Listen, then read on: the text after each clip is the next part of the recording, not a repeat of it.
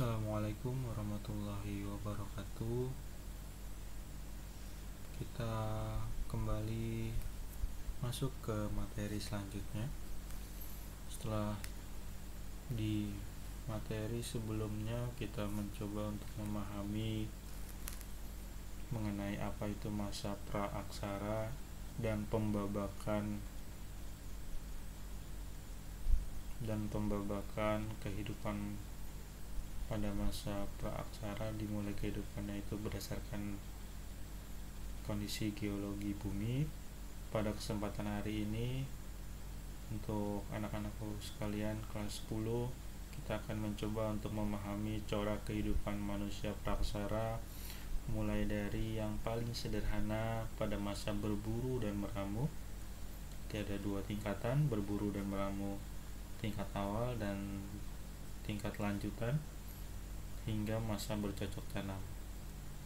Ini semua nanti bisa kita lihat dari ciri-cirinya, yang kemudian bisa kita lihat juga dari manusia-manusia pendukungnya.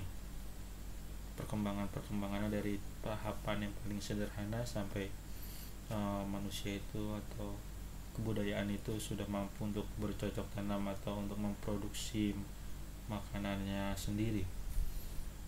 Kita mulai. Pada masa berburu dan meramu tingkat awal atau yang dikenal dengan food gathering.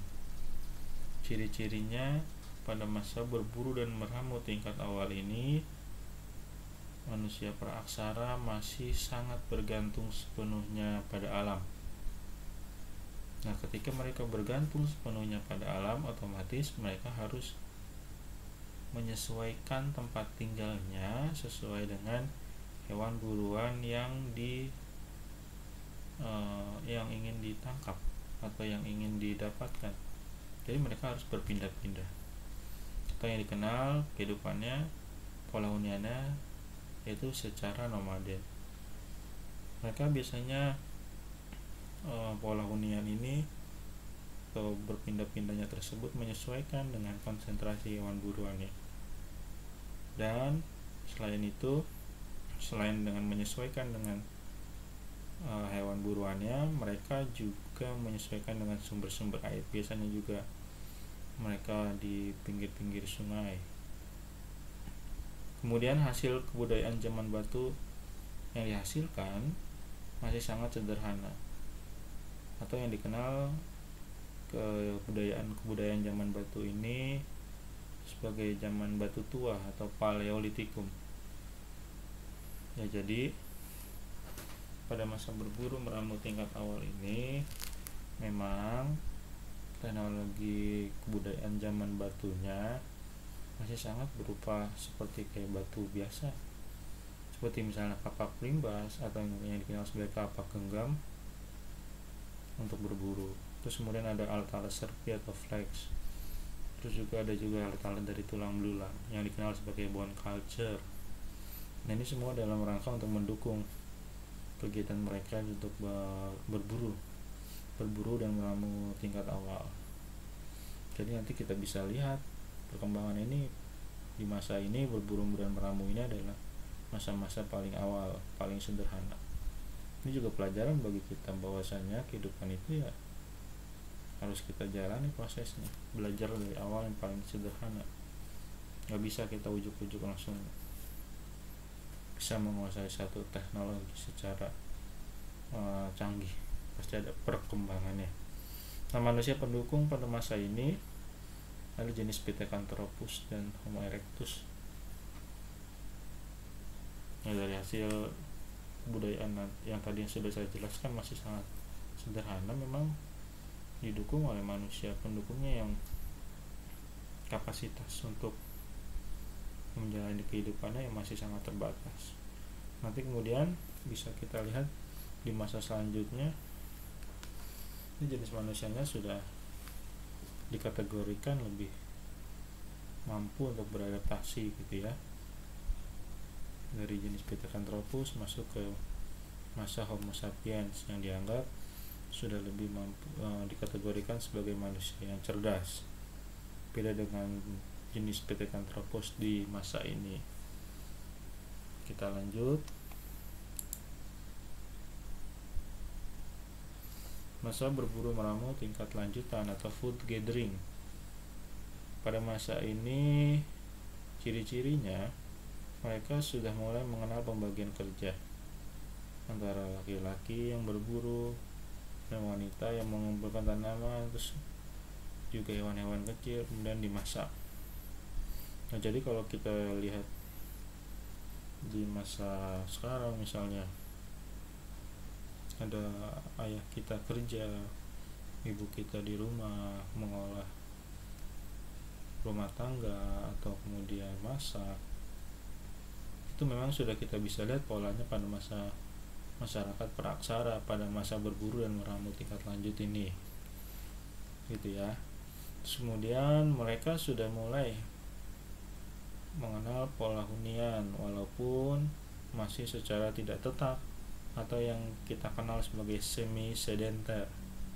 Mereka kadang menghuni gua-gua, mereka kadang juga menghuni pinggiran-pinggiran pantai. Kok bisa tahu?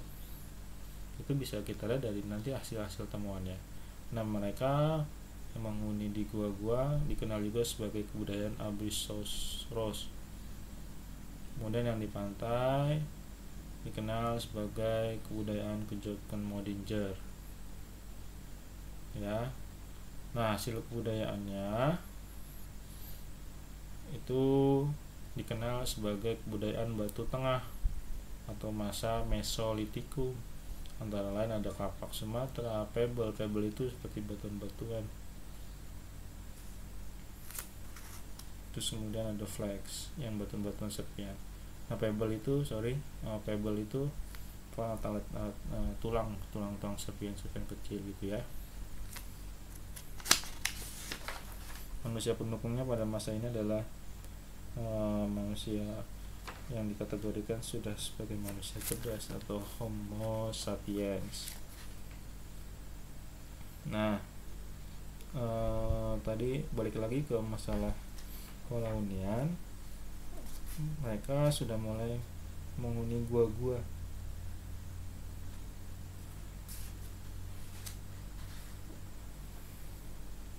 Gitu ya. Mereka mulai menghuni gua-gua. Ini bisa dilihat dari hasil-hasil temuannya tadi. Nah, kalau yang di tepian-tepian pantai bisa lihat dari kebudayaan Kejutkenmodinger. Ini berupa tumpukan-tumpukan kulit kerang, kulit siput yang sudah mengeras atau membatu. Ini kemudian menunjukkan bahwa mereka tak mengenal pencarian dan pengumpulan makanan di laut. Nah, ini sudah mereka sudah tidak hanya sekedar nomaden pindah-pindah. Pada masa ini mereka sudah mulai menetap walaupun nanti masih berpindah lagi, gitu ya. Masuk ke tahapan yang paling modern, kemampuan mereka sudah mengenal proses bercocok tanam. Fase ini disebut juga sebagai fase food producing atau menghasilkan makanannya. Nah, pada masa ini mereka sudah mulai menetap. Pola huniannya tidak lagi selalu berpindah-pindah dari satu tempat ke tempat yang lain. Mereka sudah menetap atau dikenal sebagai semi sedenter. Caranya mereka bercocok tanam yaitu dengan metode slash and burn, menebang dan kemudian membakar pohon serta belukar yang ada. Nah, ini kemudian sekarang yang sudah tidak boleh dilakukan lagi metode ini, gitu ya, dan berpindah dengan membakar karena akan menimbulkan asap kebakaran yang mengganggu sistem pernapasan kita. Ini yang harus sudah mulai ditinggalkan, gitu ya. Kalau kita mau lihat ada kebakaran hutan, salah satunya masyarakat Indonesia yang tradisional masih ada yang menggunakan metode seperti ini. Nah, hasil kebudayaannya ini disebut sebagai kebudayaan batu baru, karena di sini juga dikenal nanti ada sebuah disebut sebagai revolusi neolitik atau revolusi kehidupan kebudayaan batu yang baru. Ini dalam rangka menunjang kegiatan mereka dalam bercocok tanam. Salah satunya misalnya kapak lonjong dan beliung persegi. Kapak lonjong ini juga masih ada digunakan di masyarakat Indonesia hingga kini, misalnya ada di Irian atau di Papua.